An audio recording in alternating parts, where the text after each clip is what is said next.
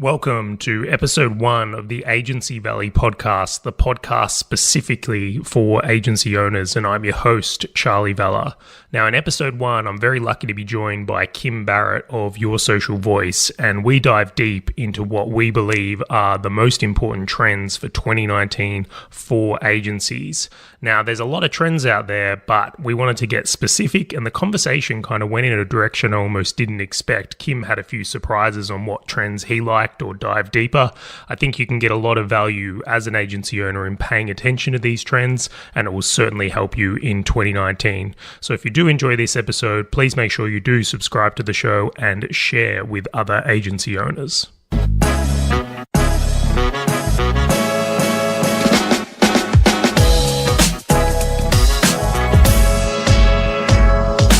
And we are live for episode 1 of the Agency Valley podcast. A very, very exciting day. And today I am joined by the one and only, a good friend of mine, Kim Barrett from Your Social Voice. How you doing, Kim? I am doing super well, Mr. Charlie, sir. How are you? Doing really well. It's a big day, as I've said. I'm really excited to start recording this podcast and start putting something together for agency owners. So many things to discuss. So I guess the first thing is, though, because a lot of people may not have heard of you or heard of this podcast, did you want to talk a little bit about what Your Social Voice is, and I suppose why anyone should listen to you about anything to do with agencies?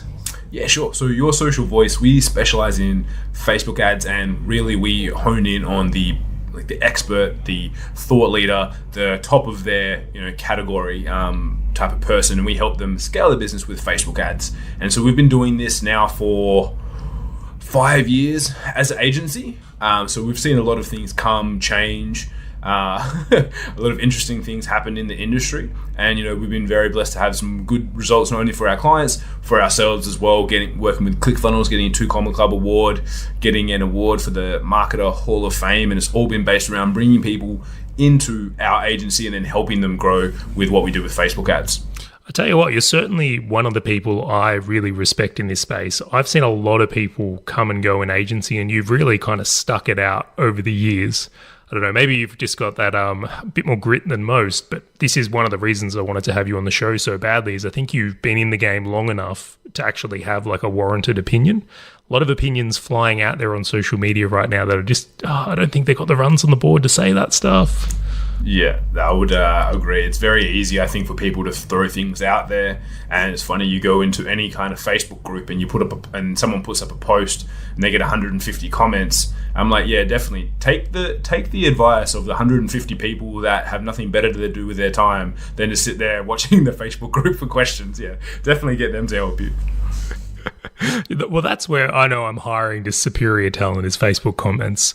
But not to digress too much, we've got a really interesting topic, or a topic I think is interesting that we're going to discuss today, which is the most important trends for agencies in 2019, because the game has changed, in my opinion. What's your thoughts here, Kim? Yeah, I would 110% agree. It's definitely changed and ever changing. I don't think it's ever an industry.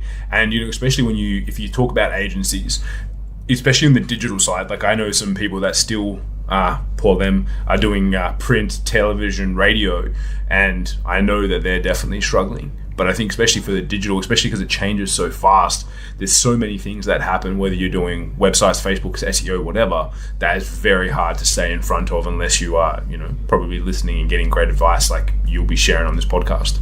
Ooh, nice little plug for the podcast. And guys, if you do enjoy this episode, please make sure you do share it. We really appreciate you spreading the word for us. So let's dive in. I'm, really curious about some of these, and you gave me a little hint, but kind of didn't tell me before the show on what you think the biggest trend is. So I'll let you lead the way here. What do you think is one of the most important trends for agencies in 2019? Well, it kind of sounds weird, but I call it the anti-agency.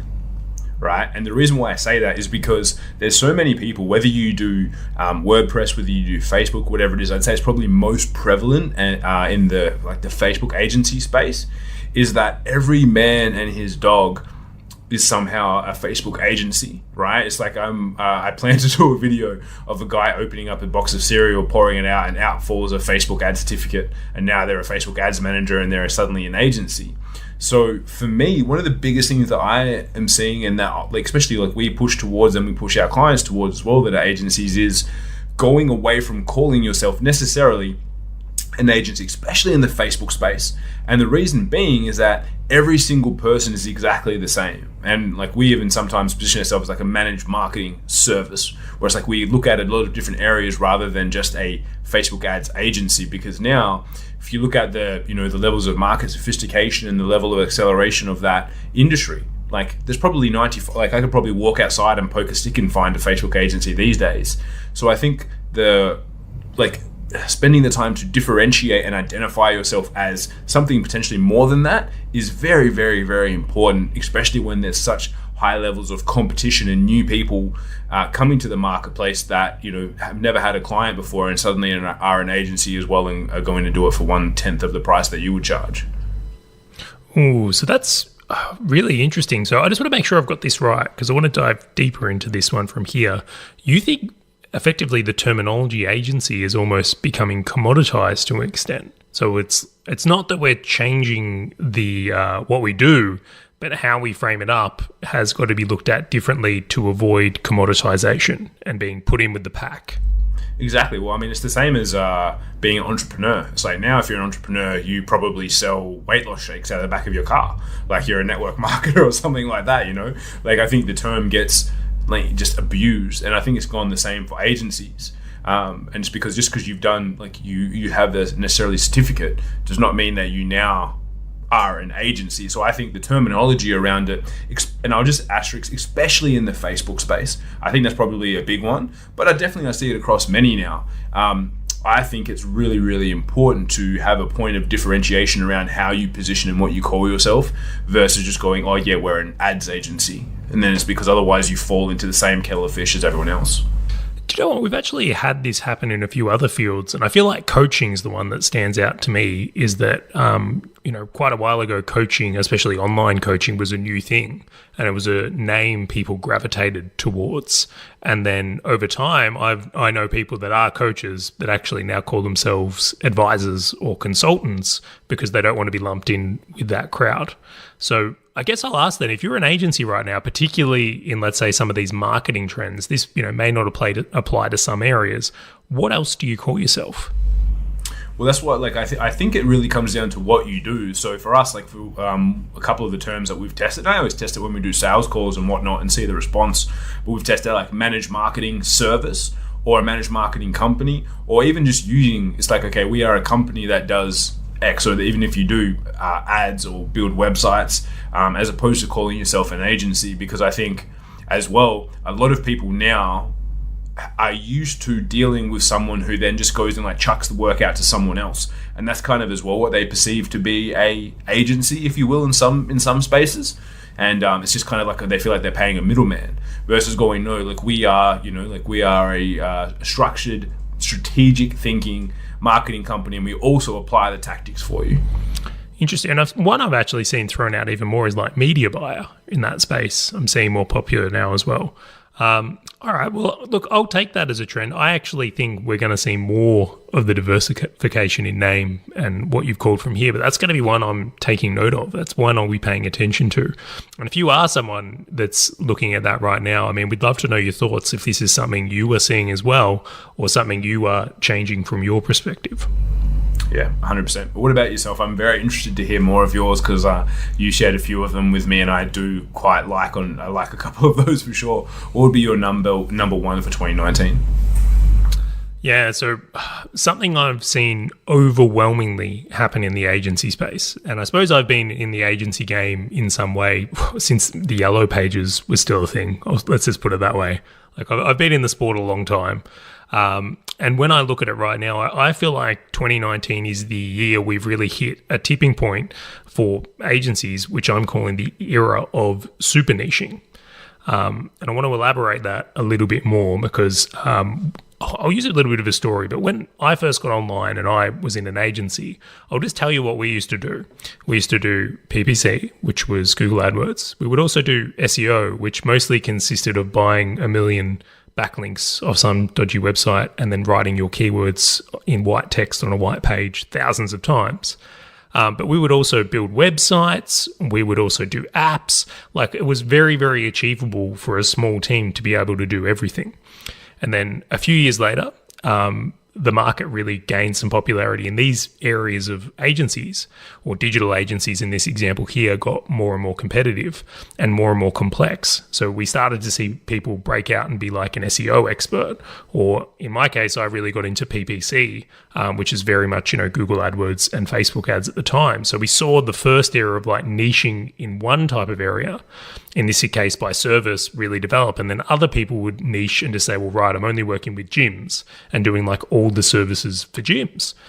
Now, in the last 12 months, I noticed that we've kind of hit this next point where the agencies I'm seeing be super successful are not only picking like one niche, but also like one service or one type of maybe product or offering. We'll just call it one offering, but they're really even going more and more narrow, where we see companies popping up and, let's say, just doing Facebook ads for e-commerce businesses in a certain sector, or just working with services businesses. And I think there's a couple of reasons for this. Is number one, it's a time where certain industries have gotten so complex that to be across all the things happening is near impossible. So if you're an agency right now trying to service like different types of businesses, what you and your team has to know is insane, like actually insane. And I suspect you're very tired and under-leveraged, because if you were just working with gyms, like you can leverage your knowledge across all the gyms, just as an example. And then I see this kind of like picking up more and more, where we've covered like the leverage of knowledge and the complexity of things, but I'm seeing companies also being able to scale so much quicker, because when they work with the client feels like, well, this is for me. These guys really understand me. And I think it's really powerful in being able to communicate, we just do this for a certain amount of people, and we just do this type of service for businesses that are exactly like this, and that's why you should work with us. So I think that's why this whole super niche, or the era of super niche, is really taking off, but I expect it to explode for agencies in 2019. Yeah, I would have to 100% agree. And I think it's, as you say, like the more people that enter a specific marketplace, the more then you have to do, and like the bigger the deliverables get. Like I think you do have to have that, otherwise it's almost impossible to really be like, if you look at like really any other industries, even big or small, it's like, I'm sure when people first started building houses, there was just builders and they kind of put everything together. I'm just guessing here, I'm not a builder, but like let's go back before, we'll call it. Yeah. But now you've got the electricians, you've got the bricklayers, they're different to the people that put the roof on. Like there's no generalist in those things, because it makes it so much harder. And like I even know Chris, who I work with, does funnels, but he only does webinar funnels for a specific group of people, and he still has more than enough business to keep him ridiculously busy. And I think because it also makes it easier for people to refer, and when they are referred, they're like, oh, I'm in the capable hands. It's like if you go to a doctor and they go, okay, I'm going to refer you to an ear, nose and throat specialist because you have a bad nose. Like, oh, okay, he's going to know exactly what to do about this, as opposed to going, I'm just going to send you to this guy. Hopefully he knows what he's doing. He does. He also does feet. You're like, okay, well, how well am I going to be looked after by him if he's looking at my nose? Yeah, and I just think about that. Well, we use, shout out to Chris. You're already on the podcast, Chris. Me and Kim, big fan of yours, who is the guy there. But it's like, how hard is Chris to compete against, considering like he's only doing webinar funnels? Like his knowledge is so leveraged there that for any other agency to kind of come into that space, he's almost got his little moat thing happening as well, which is just another advantage, and the referral thing, like you said, from there. Yeah, 100%. So that was my big one. That was like the one that I think most people should be paying attention to. And I sum it up in a quote that I've been kind of rolling through is like, do less for fewer people, but far, far better. Is kind of what I kind of tie into that. And this is something I think is heavily, heavily important. So that was my number one. Are you ready for number two? Oh, I'm ready. I'm on the edge of my seat. All right. I'm going to call it, and I know some people are going to disagree with this one, but 2019 is the year that social media is officially pay to play. I would 100% agree. I'll let you riff on it. I've got some thoughts on this for sure. Well, I mean, what's interesting is Facebook's been around a long time now, and so have a lot of these other platforms like YouTube and everything else from there. And these platforms are free, but these companies have large, stock takings and all the rest. And at some point, like the whole game, which it's always been their game, is to make money from these things. It is no shock. And like, I think we've been given the free taste of the platter for a long time, but I certainly see how much of a push these companies are pushing towards like revenue and share price and things like that now, where it's like, do you remember like YouTube ads used to be like 5 seconds? Yeah. I'm getting stopped for 15 now on everything, and there's so many more placements and there's so many more things, which just says, YouTube's really ramping up ads. And then on the reverse, like Facebook's doing the same thing, and Pinterest has got ads now, and Twitter's got ads now, and like all these platforms are really highlighting it. And like, and I want to make this like really clear. I'm completely fine with paying to play on these things because they offer a great return. I just think we need to adjust our expectations to anyone that's out there at the moment going, well, I'm just going to be like some sort of organic expert. Like that's going to be the way that leads to me. Like it's just quicker to pay. Well, I think one of the big things is like, I remember when I was at university and was studying marketing and whatnot, and I think a lot of people in probably the last 5 years, if they started up anything that has anything to do with online and they've had some success organically or word of mouth or whatever it might be, is they forget that like one of the big principles that they always hone in on is that 10% of your revenue should be directed towards marketing and advertising activities. And look at any of the, the big ones, whatever it is, and it's like, I think I probably spend more than that, which may or may not be right, but we go heavy on ours. But I think that, like you're saying, it's like if you expect like it organically to happen for you or to only rely on word of mouth, I liken it to like a bicycle wheel with only one spoke. It's like, yes, sure, you may get around for, a half a meter, all right, or like in progression. But once you add all these other things, and obviously you will have to pay for them, same as if you have a referral partner and you have referral agreements, you pay. Like, I think that it only allows you to grow faster and more succinctly, because then it actually means you have to get your message tighter to be able to advertise, which means that you have a better service offering because you are spending money to do so. I actually, as a little side note here, I've been cleaning up my Google Drive, which is a mission in itself because it's, had several businesses and probably, a good more than 5 years of files being in there since we've been using Google Drive. And I came across a folder in archive about, like, we used to keep images of like our best performing ads as like, our own swipe files. And I came across one and I opened it and I'm like, this would never work today. Like, we used to get away with absolute crap. Like the quality of our work and like what used to work in the market, like the bar was so low, but it really kind of chimes in on like you do have to hone it all in. Like the quality of work produced and what you need to do well on social, in my opinion, is only rising there. Yeah, 100%. And I just think a lot of people have been let go for a couple of years where it's been kind of like a little bit Wild Westy, and now it's going to be like the cream is going to have to rise. Absolutely.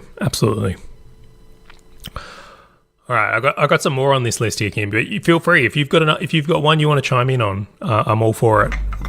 I do. I think if you go for the next one, I think you're going for it. I definitely want to give some points on that one. I'll tell you what, you can go for it. Lead in. Well, this one, I think, if it's the one I think you were leading for, is video and how important it is.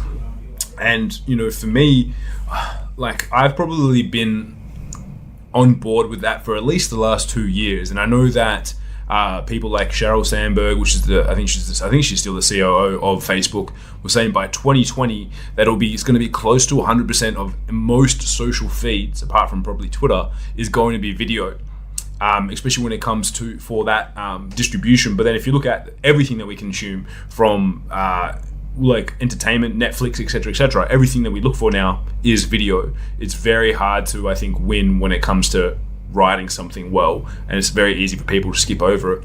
Now, not only obviously for a provision standpoint, but I think for anyone to stand out and to really be able to build a relationship with people, I think you have to do it as also a business owner, whether or not you provide it as a service. But I think 110% as someone who is interacting with other people, it's something that you just have to do. And I've seen the benefit of it time and time again for us over the last probably 2 to 3 years that we've gone heavy on video for sure. Well, I'm all in on this one. I think that is overwhelmingly true. And it's not to say you can't have a business and not do video. I don't think that's a fair statement to make at this point, but certainly, well, I'll put it this way. Once upon a time, I used to search a lot on Google. Like, if I needed to know something or how to do something, I would search Google. I now search YouTube. Like, I find overwhelmingly I'm using YouTube more for search because, like, I want to see a video of things and, like, almost expect it now.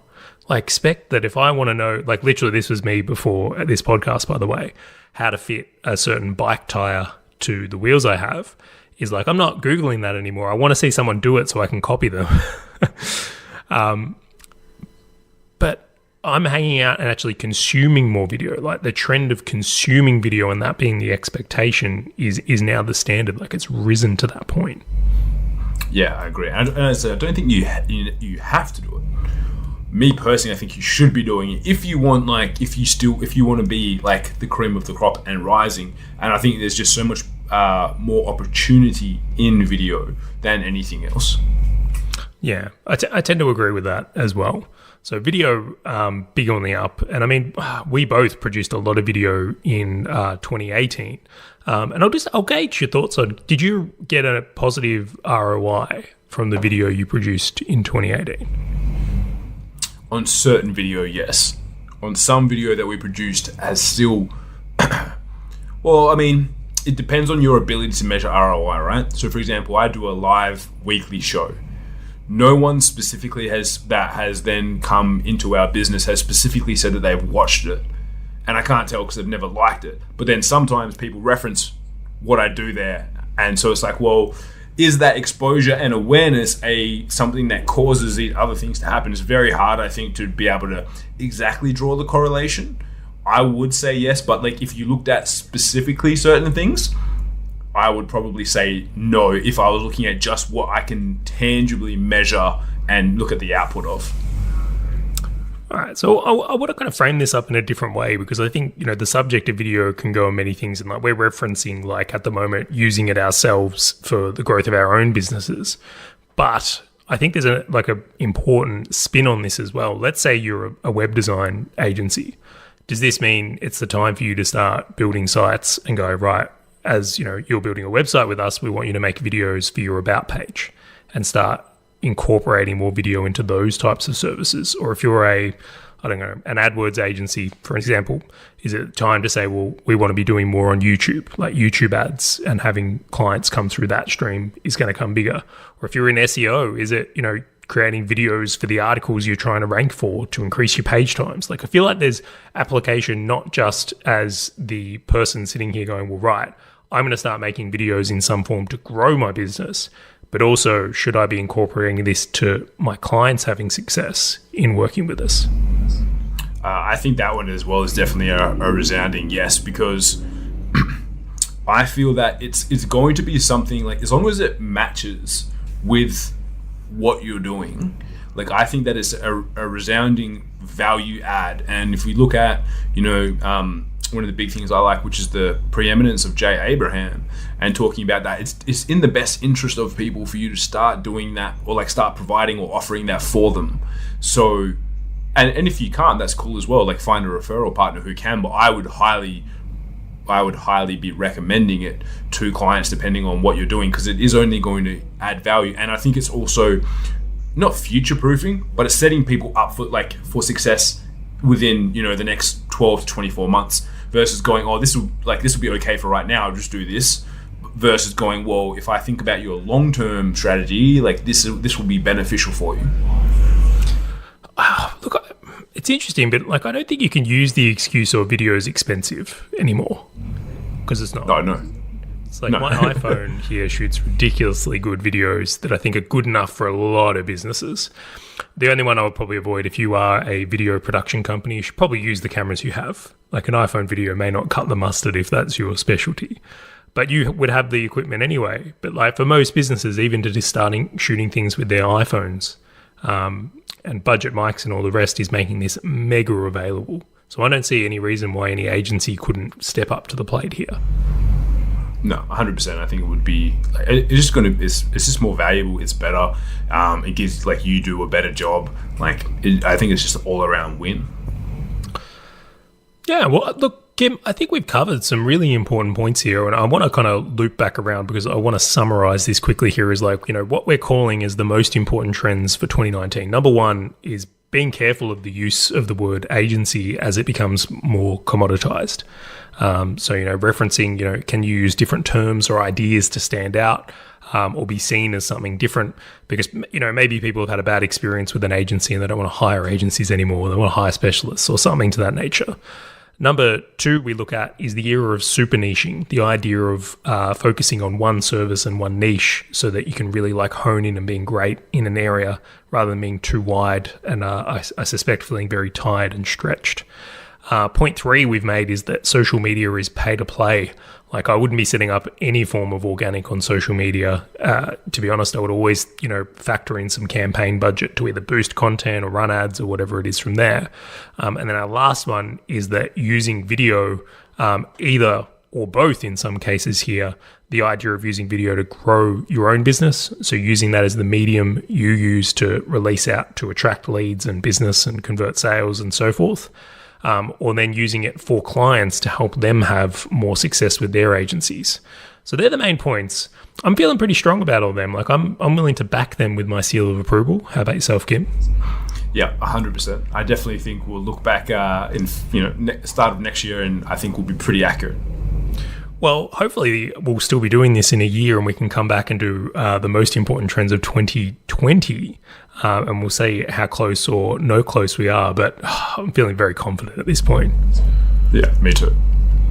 All right, that's it, guys. This is episode 1 of the Agency Valley podcast. I hope you've enjoyed the episode, and please make sure if you have enjoyed it, please subscribe and share it out to people you think it will be helpful to. So big thank you for Kim for being on episode 1. Hoping to have you on for many more episodes, it looks like, because your experience is just so valued here. So thank you so much. Appreciate it. Thanks for having me.